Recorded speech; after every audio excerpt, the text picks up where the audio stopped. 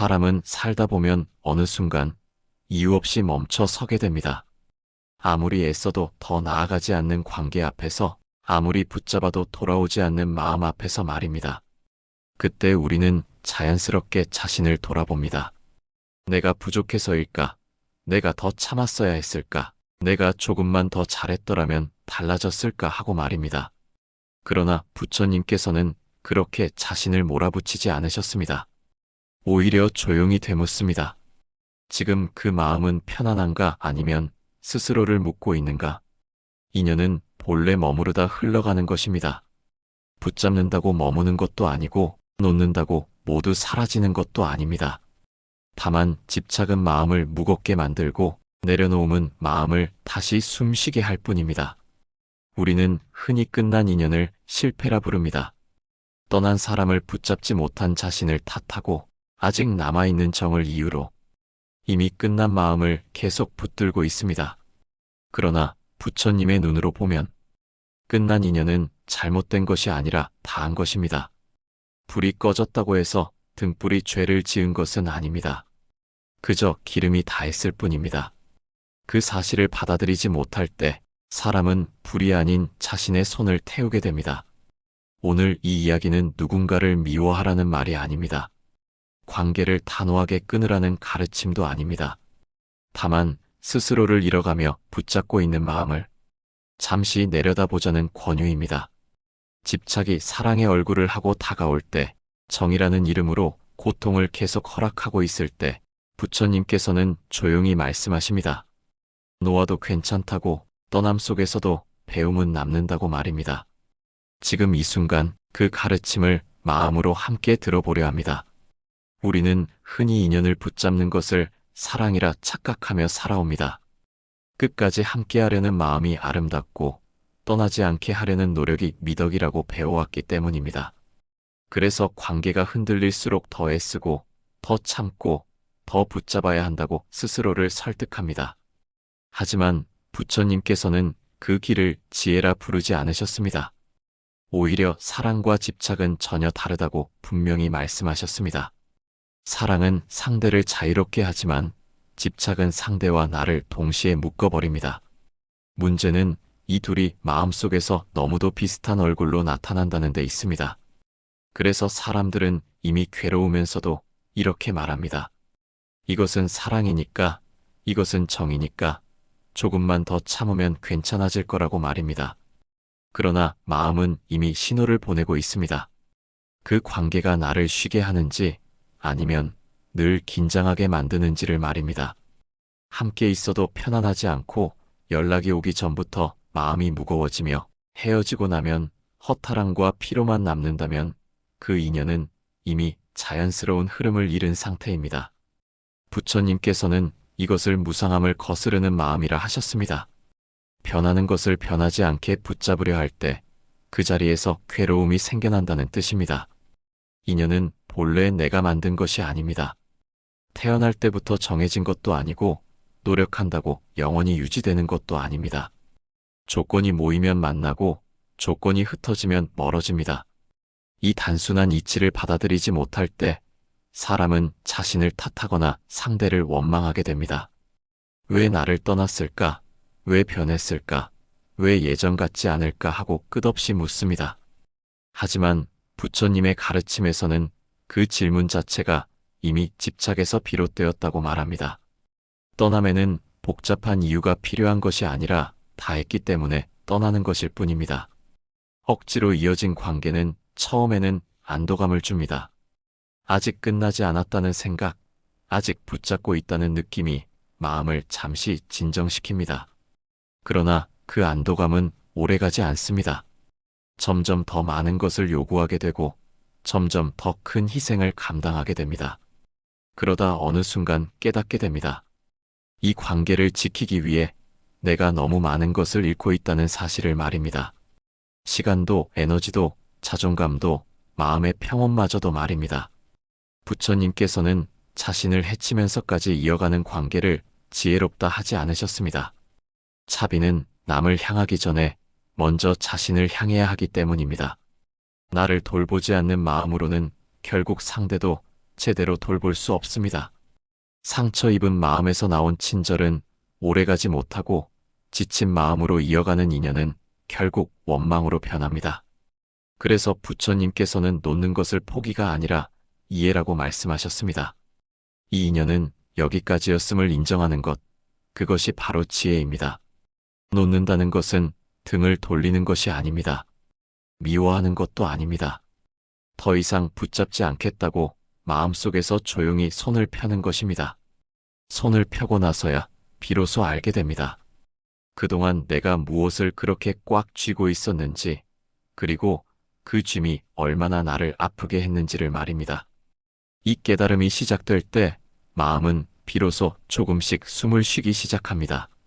많은 사람들은 인연을 내려놓아야 한다는 말을 들으면 먼저 두려움부터 느낍니다. 정말 모든 인연을 다 놓아야 하는 것인지, 그렇게 하면 결국 혼자가 되는 것은 아닌지 묻습니다. 그러나 부처님께서는 결코 모든 인연을 끊으라 하지 않으셨습니다. 다만 스스로를 잃게 만드는 인연은 지혜롭게 바라보라고 하셨습니다. 중요한 것은 관계가 존재하는가가 아니라 그 관계 속에서 내 마음이 어떤 상태에 놓여 있는가입니다. 편안한지 아니면 늘 긴장하고 있는지. 부처님께서는 마음이 편안해지는 곳이 바로 도의 자리라고 말씀하셨습니다. 먼저 살펴보아야 할 것은 그 인연이 내 마음을 마르게 만드는지입니다. 어떤 인연은 말 한마디 하지 않아도 마음이 놓이지만 어떤 인연은 잠시 만나고 나면 며칠 동안 기운이 빠집니다. 계속해서 베풀기만 하고 이해하기만 하고 감싸주기만 하는 관계는 시간이 흐를수록 마음의 우물을 말라가게 합니다. 부처님께서는 샘에서 물이 솟지 않으면 더 이상 물을 기를 수 없다고 하셨습니다. 사람도 마찬가지입니다. 채워지지 않는 마음으로는 오래도록 선한 마음을 유지할 수 없습니다. 다음으로 살펴볼 것은 그 관계가 여전히 사랑인지 아니면 어느새 의무로 바뀌었는지입니다.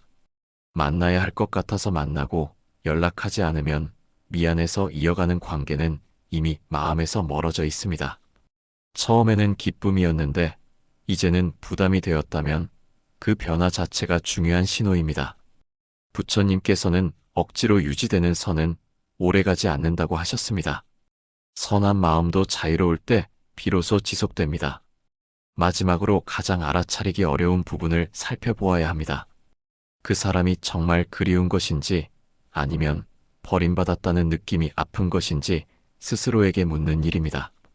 마음속에서 계속 떠오르는 것이 그 사람의 얼굴이나 목소리가 아니라 왜 내가 선택받지 못했는지에 대한 질문이라면 그것은 그리움이 아니라 자아에 대한 집착입니다.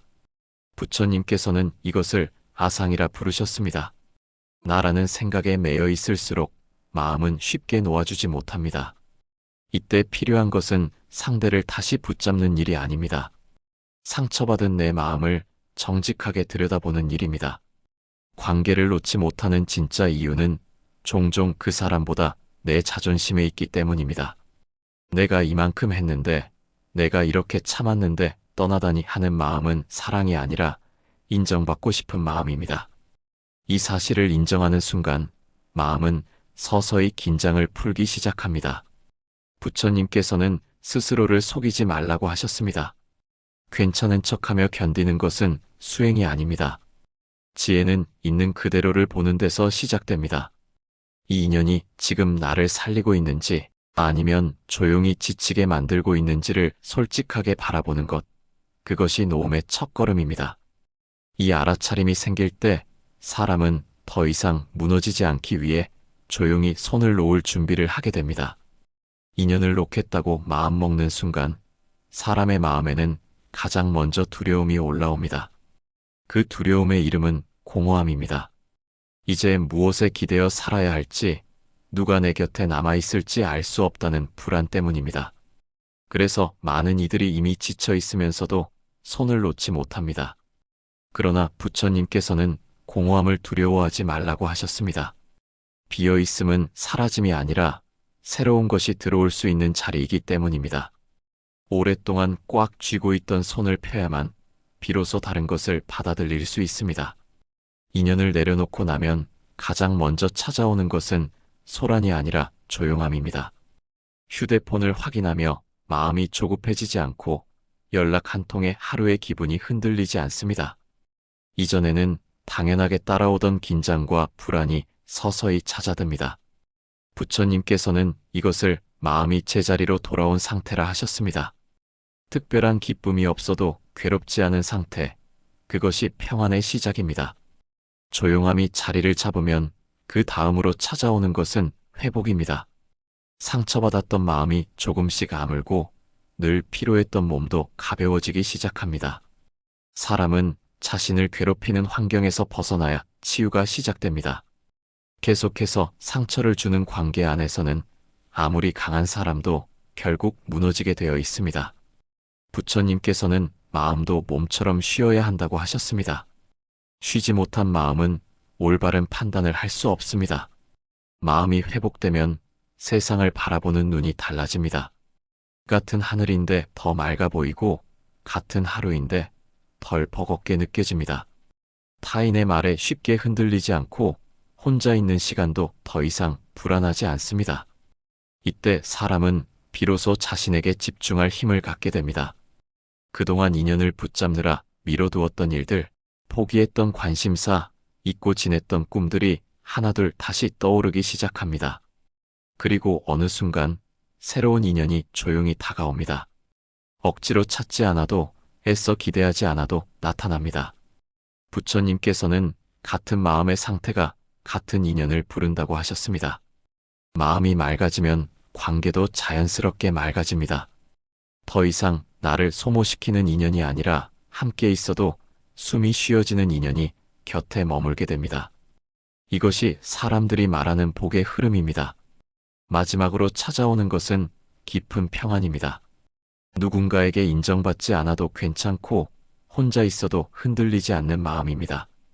부처님께서는 이 평안을 가장 큰 행복이라 하셨습니다.